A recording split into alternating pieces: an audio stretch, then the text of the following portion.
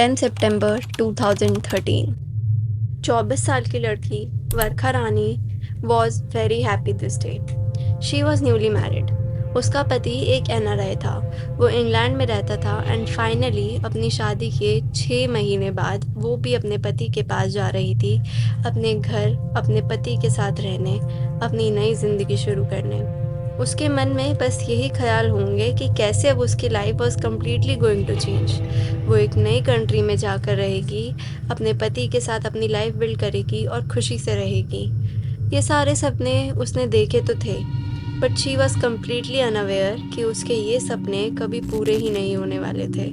उसे नहीं पता था कि जिस इंसान के भरोसे वो अपना सब कुछ छोड़कर जा रही थी, जिस आदमी से उसने अपनी लाइफ में खुशियाँ लाने के लिए शादी की थी, उस इंसान ने उससे एक ऐसा डार्क सीक्रेट छुपाया था जो उसकी सारी होप्स पे पानी फेर देने वाला था, और उसका वो पति उसकी ज़िंदगी ही छीन लेने वाला था। Welcome to Decoded, and today we are decoding the Varkha Rani case.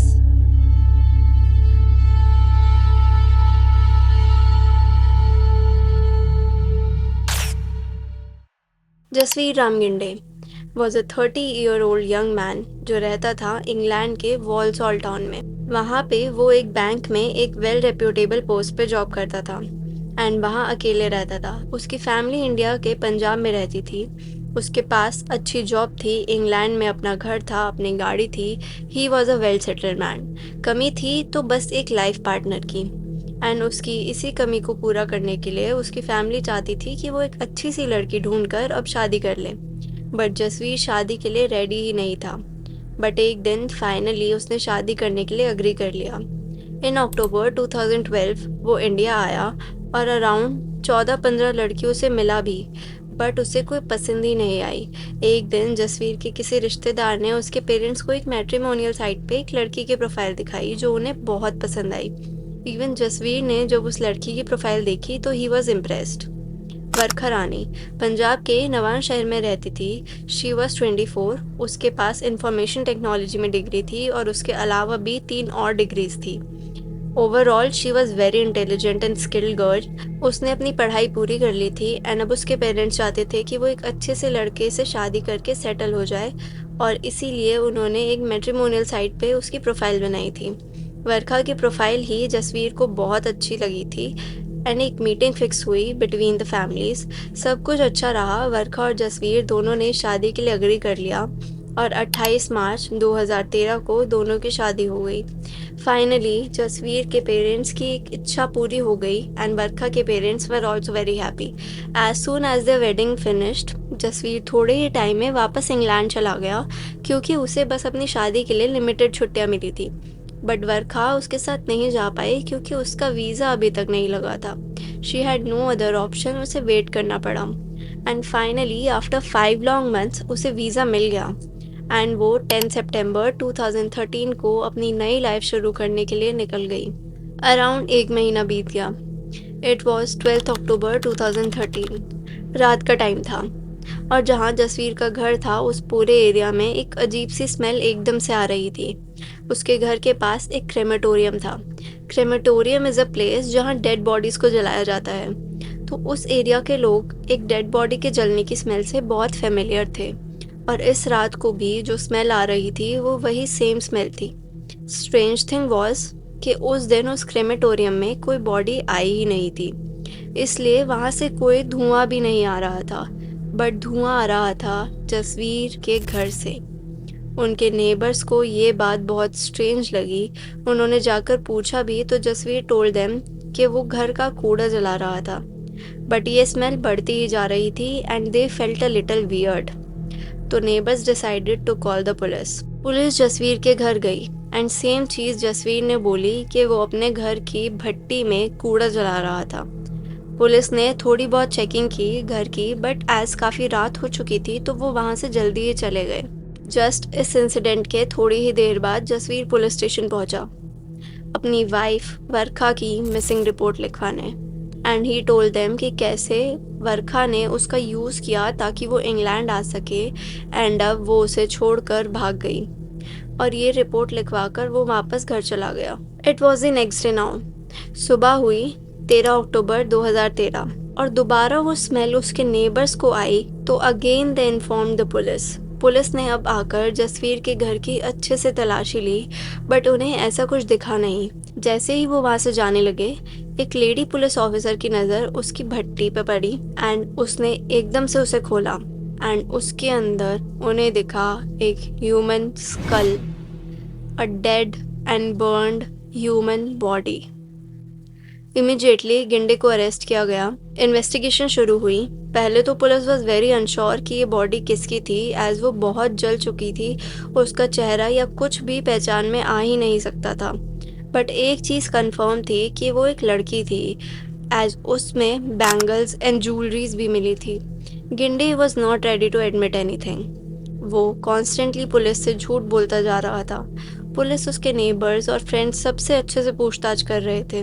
Varkha की फैमिली को भी कॉल किया गया एंड उन्होंने बताया कि पिछले 24 घंटे से वर्खा ने उनसे बात ही नहीं की थी, जो कि स्ट्रेंज था क्योंकि वो हर दिन 2 बार उन्हें कॉल किया करती थी। थोड़ी टाइम इन्वेस्टिगेशन करने के बाद मे बी पुलिस ये केस क्रैक अब कर चुकी थी, बट वो सारा सच जसवीर के मुंह से सुनना चाहती थी।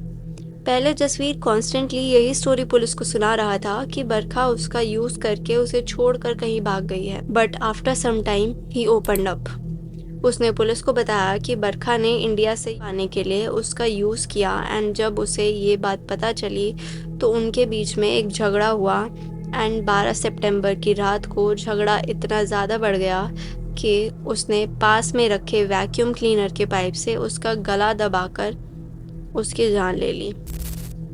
एंड देन उसे कुछ समझ नहीं आया तो उसने उसे अपने भट्टी में जलाने का डिसीजन लिया। But wait, was the story the complete truth? No, it wasn't.